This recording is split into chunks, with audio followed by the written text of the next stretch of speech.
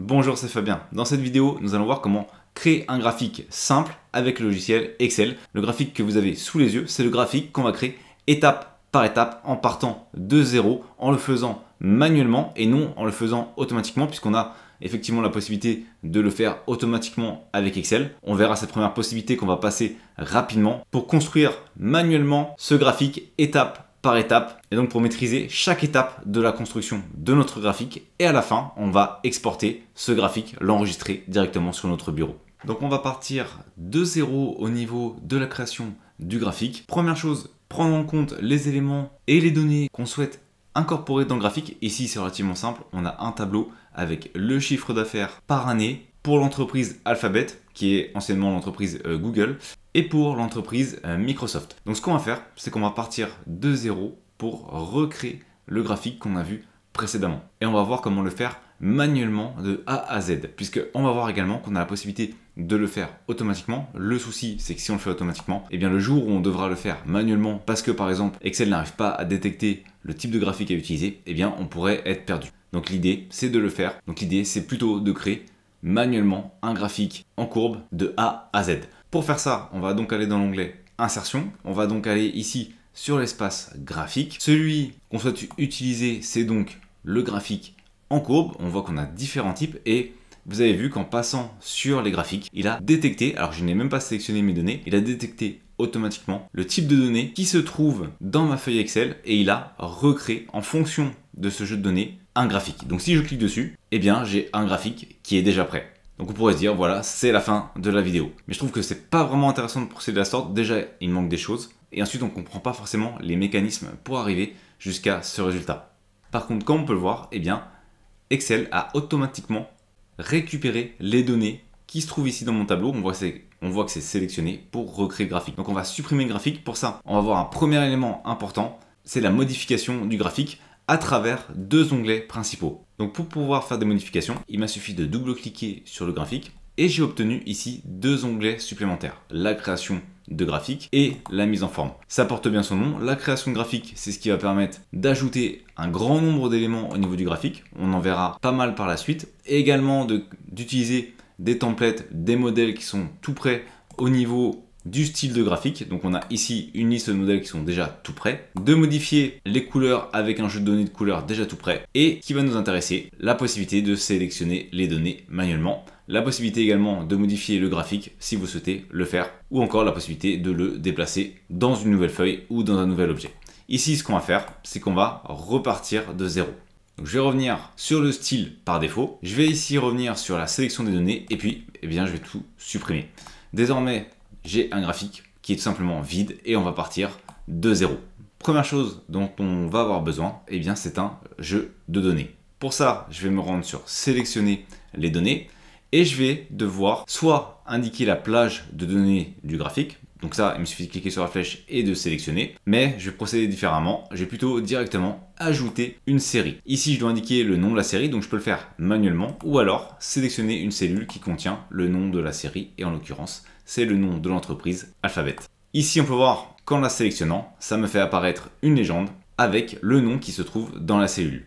Ensuite, je vais donc sélectionner la série qui correspond au jeu de données sur le chiffre d'affaires de l'entreprise. Donc je sélectionne ici le jeu de données, donc on peut voir que ça me crée automatiquement une courbe. Je vais faire OK, et ce qu'on peut voir également, c'est que ici, au niveau de l'axe, eh bien je n'ai pas les dates correspondantes, puisqu'il a utilisé une étiquette. Ici, la première donnée vaut 1, la deuxième donnée vaut 2, la troisième vaut 3, bref, et ainsi de suite, parce que je ne lui ai pas indiqué à quoi correspondent les étiquettes au niveau de l'axe horizontal. Donc pour ça, je vais aller sur Modifier, je vais sélectionner ici la plage de données qui correspond aux dates, qui doit également correspondre au jeu de données que je viens de lui passer avant, donc la série qui correspondait à l'entreprise Google, et je vais faire OK. Mon graphique, il commence donc à prendre forme. J'ai bien un axe avec les dates, une ligne avec une courbe qui représente l'évolution du chiffre d'affaires de l'entreprise Google. Je peux donc cliquer sur OK. Alors déjà, on voit qu'on a plusieurs éléments, notamment ici une légende. Alors on pourrait se dire que comme j'ai qu'une seule courbe, c'est pas forcément intéressant de conserver actuellement la légende, mais rassurez-vous, on va voir par la suite comment la rajouter. Maintenant, il va y avoir donc plusieurs éléments intéressants. Comme je vous l'ai dit tout à l'heure, on a ici le graphique qui est sélectionné. On a deux onglets, la création du graphique sur lequel on va davantage travailler et la mise en forme. La mise en forme, je pense que vous l'avez compris, ça va nous permettre de modifier l'apparence du graphique. Donc nous, on va davantage travailler sur la création de graphique et on va voir quelques éléments pour mettre en forme le graphique. Un des plus classiques, ça va notamment être de sélectionner par exemple notre courbe et de modifier la couleur. Donc je sélectionne ma courbe. Et ici, par exemple, je vais passer la couleur en orange. Et on peut voir qu'immédiatement, ça modifie ma série. Imaginons par exemple que je souhaite baisser la largeur à 1 point. Eh bien, c'est tout à fait possible. Et ici, on a, comme vous pouvez le voir, un ensemble d'éléments qu'on va donc pouvoir appliquer à notre fameuse courbe. Personnellement, je préfère quand la courbe est lissée. Ça sont les goûts et les couleurs. Mais vous pouvez voir qu'on a énormément de solutions. On a également la possibilité d'ajouter des effets au niveau de la courbe, mais je ne vais pas aller dessus dans cette vidéo. On va faire quelque chose, comme je l'avais dit, de relativement simple. Ensuite, on a également les marques. Donc ici, j'ai cliqué sur marque et ça va être par exemple les ronds qu'on peut voir. Donc là, actuellement, ce sont les carrés, mais ça peut être les ronds. Donc il suffit d'aller ici sur la série et de faire marque. Et ensuite, au niveau des options de marque, on peut modifier pour passer sur un rond. L'objectif, je vais réduire une taille à 4. Le remplissage, on va indiquer qu'il est uni. On va le conserver en couleur orange également. Et en bordure, je vais indiquer aucune bordure. Et donc comme ça, j'ai un rond qui correspond à chaque valeur contenue dans ma série pour Google. Donc si je passe ma souris dessus, eh bien je peux voir la valeur ici qui était de 59 825. Si on souhaite modifier d'autres éléments au niveau du graphique, je pense que vous avez compris maintenant qu'on avait beaucoup d'éléments qu'on pouvait changer visuellement et faire de la mise en forme. On pourrait voir par exemple un autre élément. Donc pour ça, il suffit de sélectionner le graphique et au niveau option du graphique qui se trouve ici, on a la possibilité avec la petite flèche de voir l'élément du graphique qu'on souhaite modifier. Donc là on était sur la série, donc là je sélectionne série, on peut voir que ça sélectionne automatiquement. Imaginons par exemple que je souhaite modifier l'axe horizontal qui se trouve en bas. On pourrait ajouter un angle personnalisé pour les dates. Je vais indiquer par exemple -51 et on peut voir que ça va créer une rotation pour les dates. Et donc on a modifié, on a fait une mise en forme pour la partie de l'axe en bas. Vous pouvez donc faire ça pour l'ensemble de votre graphique en sélectionnant l'élément du graphique que vous souhaitez modifier. Par exemple, on va en faire un dernier, ça va être l'axe vertical. Et dans ce cas, je pourrais ici aller sur l'option d'axe, indiquer ici au niveau du nombre qu'il s'agit normalement d'une donnée monétaire, mais je vais la passer en nombre. Pourquoi? Pour avoir ici un espace au niveau des milliers et puis je vais indiquer qu'on n'a pas de virgule, donc on n'a pas de décimale. Vous voyez qu'on peut ainsi personnaliser, mettre en forme son graphique assez simplement. Donc on va continuer et on va voir maintenant les points importants d'un graphique. Le premier point, c'est le titre, donc il se trouve ici. Imaginons que je l'ai supprimé. Je vais recliquer ici sur mon graphique. Je vais retourner dans création de graphique, ajouter un élément au graphique et on peut voir parmi tous les éléments de notre graphique qu'on va pouvoir ajouter un titre du graphique. Actuellement, il n'y en a aucun. Et je peux soit le positionner au-dessus du graphique, soit le superposer au niveau du graphique. Je vais le positionner au-dessus du graphique et ça va être un élément important puisqu'il va permettre au lecteur de savoir à quoi correspond le graphique, qu'est-ce qui est présenté dans le graphique. Donc je vais indiquer évolution du chiffre d'affaires. Désormais, on sait que ce graphique correspond à une évolution du chiffre d'affaires. Pour l'instant, on ne sait pas de qui et on ne sait pas vraiment non plus de quoi. Pourquoi? Parce que au final, c'est une évolution du chiffre d'affaires, mais on ne sait pas si c'est en euros, si c'est en dollars, si c'est dans une autre monnaie. On ne sait pas si c'est par exemple une entreprise qui fait par exemple 300 000 euros de chiffre d'affaires, dans quel cas ça serait une PME. On ne sait pas s'il y a une unité derrière. Donc pour ça, on va ajouter un titre au niveau de l'axe. Donc je vais ajouter un élément au graphique, titre des axes, et je vais indiquer vertical principal. Et le titre de l'axe, je vais aller préciser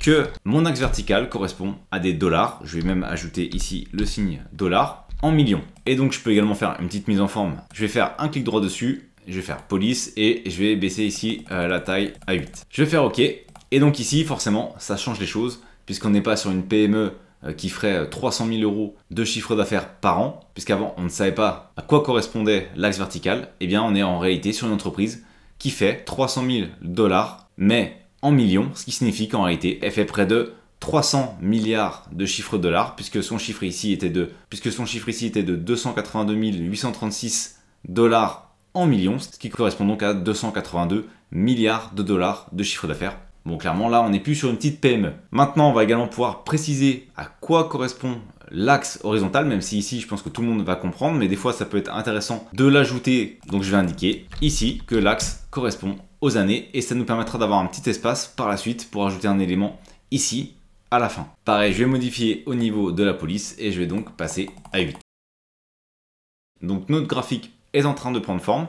Maintenant, ce qu'on va faire, c'est qu'on va tout simplement ajouter un nouvel élément Je vais agrandir un petit peu. Et puis ce nouvel élément, ça va être notre série correspondant à Microsoft pour pouvoir comparer l'évolution du chiffre d'affaires de l'entreprise Alphabet avec l'évolution du chiffre d'affaires de l'entreprise Microsoft. Donc pour ça, je vais retourner dans sélectionner des données et je vais indiquer ajouter une nouvelle série.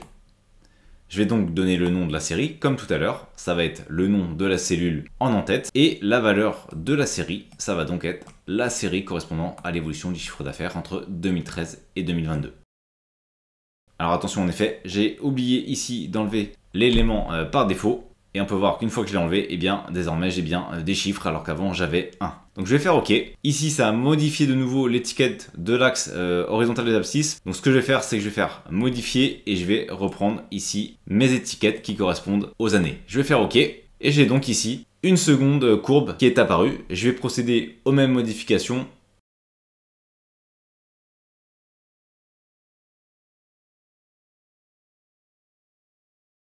Voilà, donc j'ai refait la mise en forme, la même mise en forme, mais en bleu pour l'évolution du chiffre d'affaires de l'entreprise Microsoft. Sauf que maintenant, il manque un élément très important, eh bien, c'est la légende, puisque je ne sais pas à quoi correspond la courbe en orange et la courbe également en bleu, que j'ai d'ailleurs oublié de passer en lissage. Donc pour ça, je vais retourner ici sur ajouter un élément et je vais indiquer que je souhaite ajouter une légende. Donc cette légende, je peux la placer à droite, en haut, à gauche ou en bas, ou alors voir une autre option, et moi je vais la positionner en haut.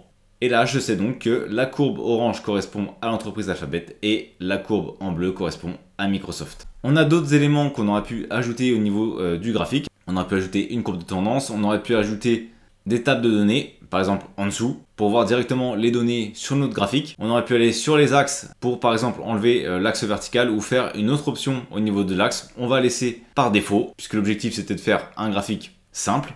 Et on va ajouter un dernier élément essentiel. Je vais aller sur insertion et ça va donc être une zone de texte. Cette zone de texte, je vais ici l'ajouter dans zone de graphique.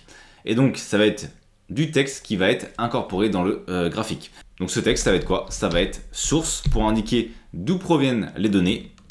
Donc ça provient du site morning.com. L'année d'extraction des données, donc ici en l'occurrence 2023.